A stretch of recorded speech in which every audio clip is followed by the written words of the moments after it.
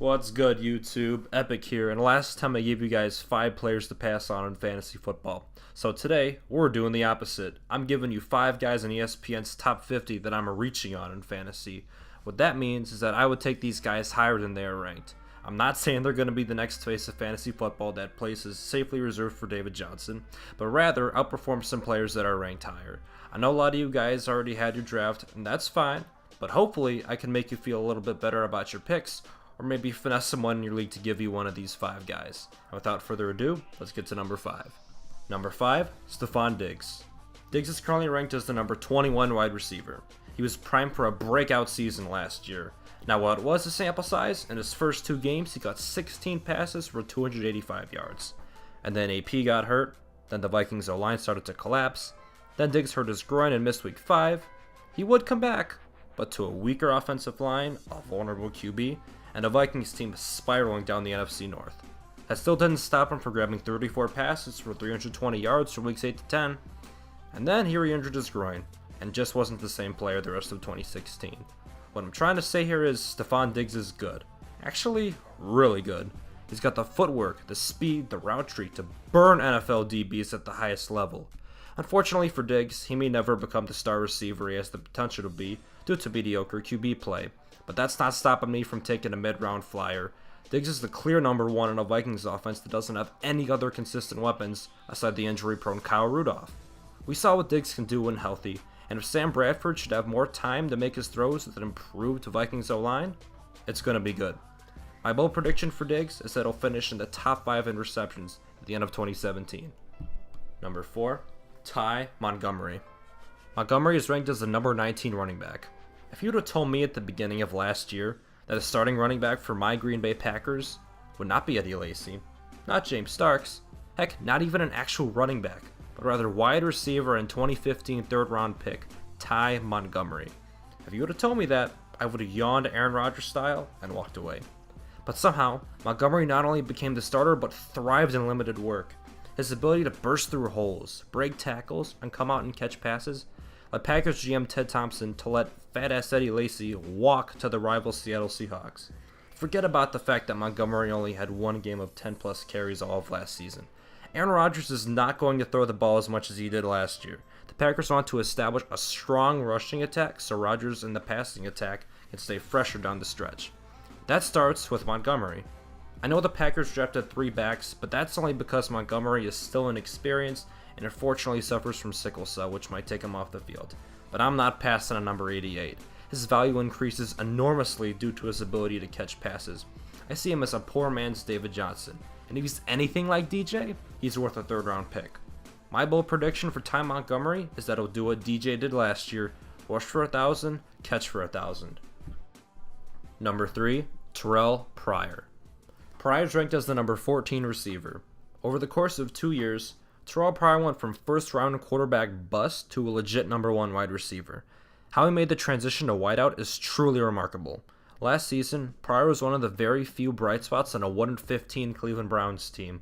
One of the top fantasy pickups last year, Pryor managed to somehow catch for over 1,000 yards with Browns QBs who are either throwing picks or getting eaten alive by opposing defenses. Now, he plays with Kirk Cousins, one of the most accurate quarterbacks in the league.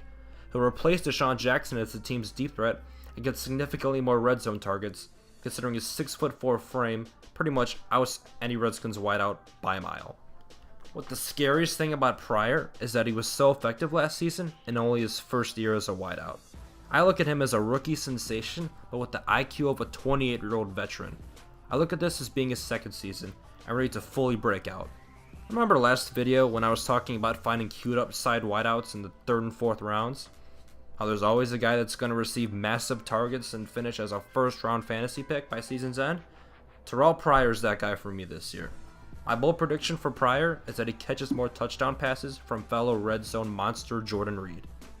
Number 2, Kareem Hunt. Hunt is ranked as the number 14 running back. The logic with Kareem Hunt is so simple. He has been given the reins to a Chiefs offense that has in the past produced studs in the backfield. Andy Reid knows how to get the most out of his runners. We can look back to Jamal Charles, but more recently, Spencer Ware.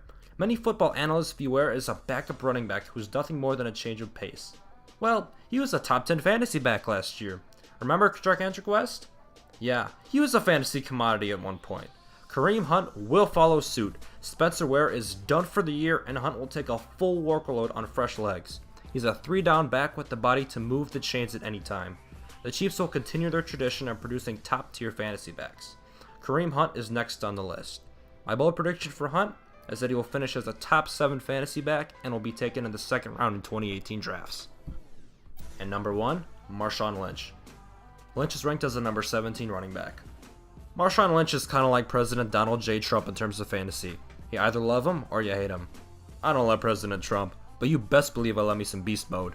He's been thrusted into an offense where he's set up to win fantasy football championships. He's on the board in the 3rd and 4th rounds. I don't care that he took the year off of football, or that he's 31 years old. Let's not forget that just 2 seasons ago, Marshawn was a consensus first-round fantasy pick with a Seahawks offense that rode on wherever he decided to take him. Now, he plays in an offense that features a stud offensive line that made Latavius Murray look like a good running back. His quarterback is Derek Carr, a guy who spearheaded a Raiders team with a tandem of Amari Cooper and Michael Crabtree, catching balls at a high level. Beast mode is back. He's going to get mass goal line carries and run opposing linebackers over as he pleases. He may have some rust at first, but this isn't a wide receiver relearning how to run routes. This is a downhill runner whom Jack Del Rio is going to ask 2 things of. Don't fumble, and run to that end zone like there's a giant bag of skills waiting for you. My bold prediction for Marshawn, he's going to return to his status as a first-round fantasy pick. You better bank on that. There you guys have it. 5 players that I'm taking a reach on in 2017. If you guys enjoyed, please hit me up with a sub. I'm going to start making more football videos as we get to season's beginning. I couldn't be happier that football is back. Hope you guys are too. If you want, check out my last video. I'll leave a link in the description for that. And with that being said, thanks for watching. And before you go, here's something I bet you didn't know. 5 of Patriots wideout Julian Edelman's first 5 touchdowns came on punt returns. Edelman is one of the most aggressive runners the league has, so this is no surprise to me.